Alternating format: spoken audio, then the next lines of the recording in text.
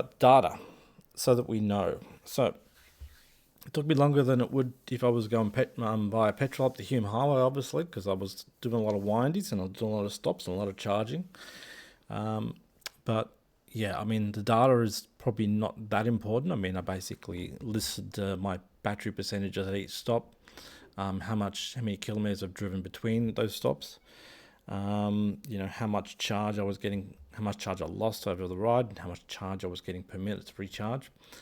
What I've found over here, I basically found out, how many kilometers per percentage it seems to clock up, but I'll do the overall down over here. So it's odd that obviously, like, I came down halfway through the city on my last day. I didn't go all the way home, and I went down to 4%. So I had to plug in there. I just rested. So the overall results, so that I can sort of wrap this video up, is I have an SR which has a 15.4 plus battery, so I don't have the 17.3. And my charger, I only got one block of charger inside my bike, which is doing it at 3.3. The SRF does it at 6.6 or 6.0. So this is my limitation. This is how big my battery is, and this is how fast my charge is.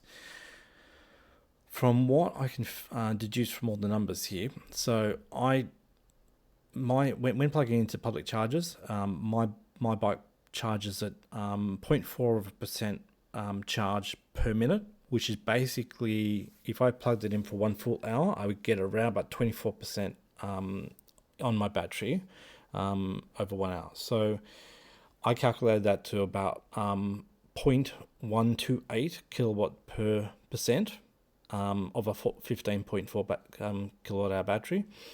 And I'm assuming that within the margins of the battery, because there is a little bit of battery below 0%, and apparently there might also be a little bit of battery above 100% that I just don't have. I am not gifted at all. So my nominal amount of battery that I would have for 100%, I would think would be 12.8 kilowatt hours instead of the 15.4. So that's how much I actually have to use. That is not hidden in secret from me. So this assumes that maybe about 2.6 kilowatt hours is outside of those margins for those extra safety sort of errors.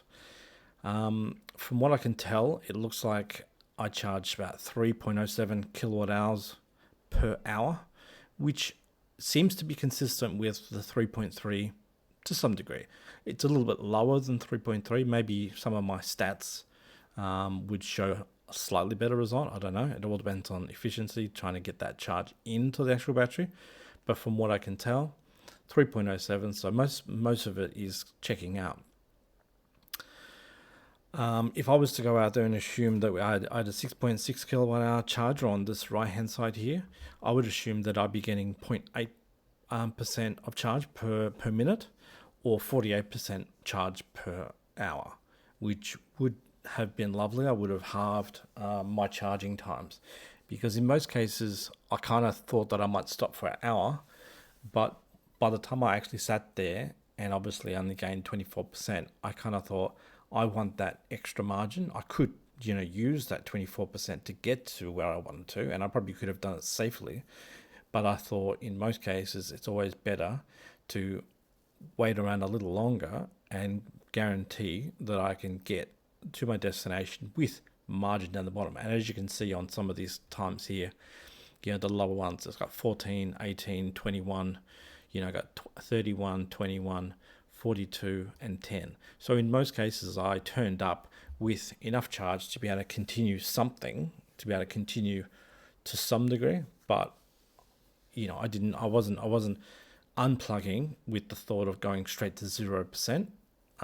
If I gave it another half an hour or something like that, that guaranteed that I obviously would get, another, I would end up with 12% or something like that by the time I reached that next charger.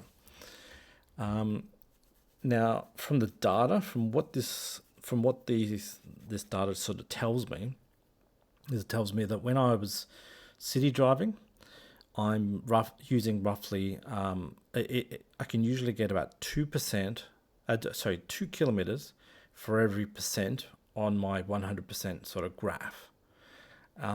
When I was doing sort of like, going to the black spur, speeding up, slowing down, doing curves, all that sort of stuff, that's what I've called slalom riding here. It looks like I can get about 1.7 kilometers for every percentage. And it seems that when I was going non-stop, I was just pushing it, and wasn't slowing down at all. I'm getting roughly 1.5 kilometers for every percentage. So when I actually look at it, it actually doesn't look that bad when you're actually doing freeway speeds. You do sort of feel like you're chewing it up faster, but the stats, they're not that bad. So I mean, if you talk about like, going 2 kilometers versus 1.5, you're still doing pretty good.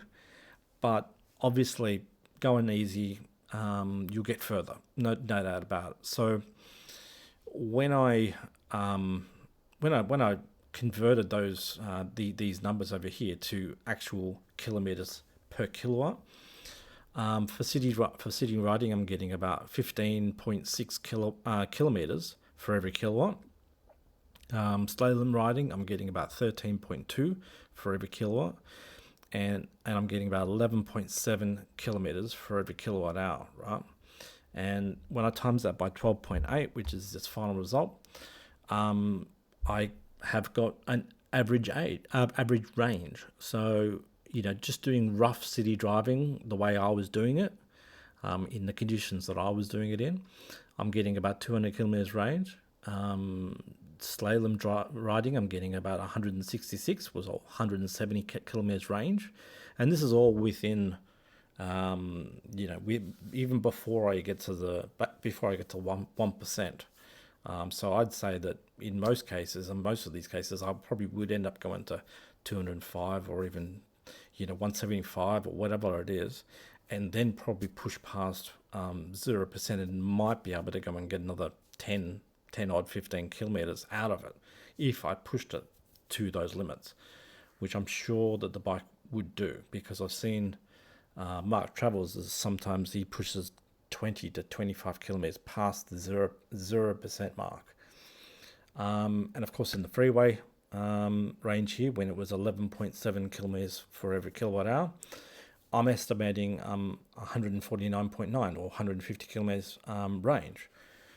And I would say that when I actually do these rides, I would agree with it, because in many cases I've come back. I've done a ride through the city. I've had many stop signs. Sometimes I've jumped on the freeway, and sometimes I'm coming back with 170 to 180 kilometers range. So it's pretty accurate, and I would certainly think that if I was going flat out, sometimes it gives me estimates. Sometimes it tells me my estimate is at about 120 to 130 kilometers range, but at 80%. So if I push that up to 100% to see what, if after I did a freeway ride, I charged it back up to 100%, it probably might tell me I've got 140 kilometers range. Because the thing about these range estimators is that it estimates it based on your current riding. So if I have a day where I've gone pretty hard, it will give me bad estimates. And if I've had a day where I've been going very, very easy, it'll give me extremely optimistic estimates on my range. It's always varying all the time. And many cases, I sometimes charge up to 100%. You get on a bike and it says 190 kilometers, and then you ride on 15 kilometers, and then by the time you've ridden 15 kilometers, it tells you you've got 205. So you've ridden 15 kilometers, but it's added 150. It's added 15 kilometers to your range estimates. So it's like you got 33 kilometers for nothing, all due to the range estimator. So that's my data, and I think I'm pretty happy with that. It's pretty accurate, I think, and it also gives me the mental idea that if I every single time I plug in a public charging, 24% for every hour, that makes sense to me.